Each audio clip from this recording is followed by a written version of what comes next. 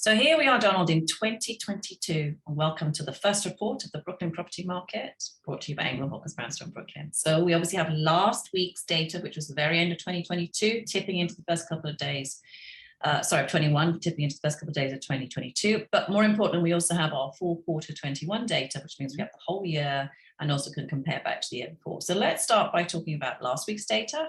Yep. Overall, as we know, not that many properties coming on the market, but still a consistent number going into contract. Yeah, so very similar to what we saw last year, especially below the 2.25. And the luxury side, below 2.25, a little different as far as into contract goes. But anyway, here's the numbers. So and above, we saw 4 new to market listings the last week of December, trickling into the first 2 days of January, and our week and how we captured the week. And 10 of those went into contract. A year ago, it was 2 new to market versus 13. The breakdown of those in contract, the demand is 7 townhouses, 0 condo resales, and 2 condo sponsor units. And the below the 2.25, 11 new to market, 33 deals going into contract, 7 townhouses, 7 condo resales, and 9 condo sponsor units. Last year, we had 15 new to market and 47 in contract. So a little bit weaker, but last year, remember, we're coming out of kind of a deferred period of very limited transactions, second quarter. And then we saw it picking up in August of 2020, especially at the lower price point. So nothing super unusual there. Exactly, a degree of consistency, really. So let's now pivot to talk about our fourth quarter of 2021. Mm-hmm. And let's start by giving people the highlights for townhouse closed transactions in that fourth quarter of 21. Sure thing. So we do 1 to 4 family townhouses in our data set. Again, 16 key neighborhoods in Brooklyn, not the entirety of Brooklyn. So just over $526 million of those 1 to 4 families traded hands in the fourth quarter versus $345 fourth quarter of 20. So pretty good increase, 52% over the previous year to year. So some good strength there. And there's seasonality, as we always talk about, there's seasonality in the townhouse market for sure. Condo resales quite a bit, not so much sponsor units on the condo side, but townhouses, we definitely see seasonality. So third quarter is always the highest amount of transaction volume in our record keeping, again, with the exception of 2020 when it was quite depressed. So fourth quarter dropping down from that volume by 33%. Not unusual. We've seen that throughout history here. And first quarter, usually matches the fourth quarter. We can touch on that in a bit. So that's the townhouse story right now. And the condo story, what did that look like?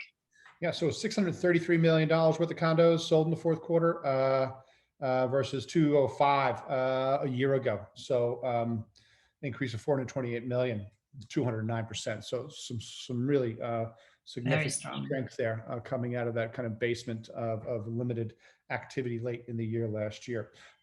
So similarly, there is some seasonality, but again, as I just mentioned, more in the resales market for condos, not in the sponsor side.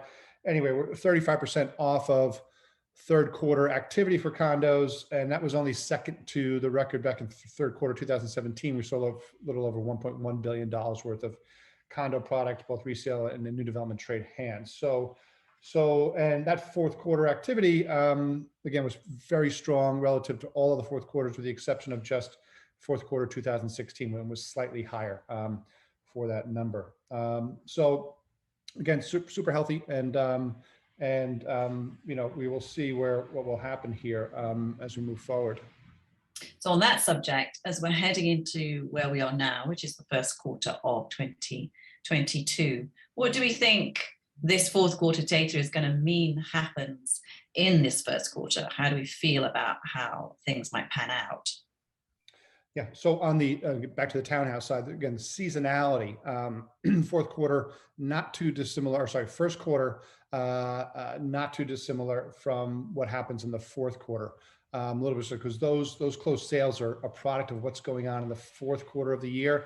And again, the market participants, especially as we get to the close of the year, quite muted. But as we're tracking, as we know, and we talk about it every week, of that new to market activity, it was quite strong as we wrapped up the year.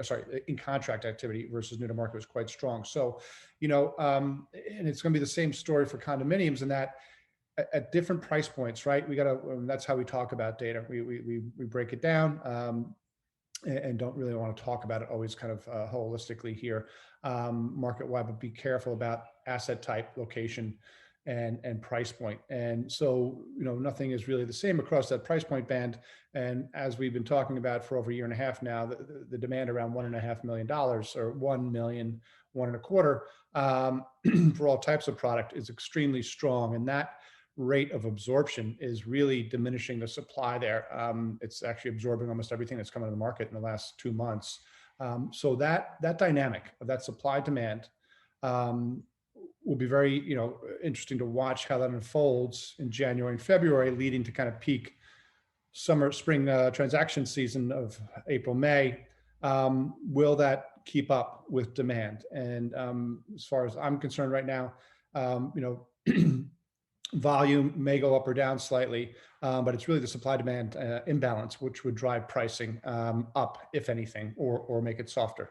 So again, certain price points, certain price ranges, there is some evidence that if that demand is not in any way addressed or satiated with supply, new supply, there is potential there for price increasing. But it's fairly healthy and in balance. And as we move forward, let's keep an eye on new inventory, new to market listings, to see if that can meet with where the demand might be.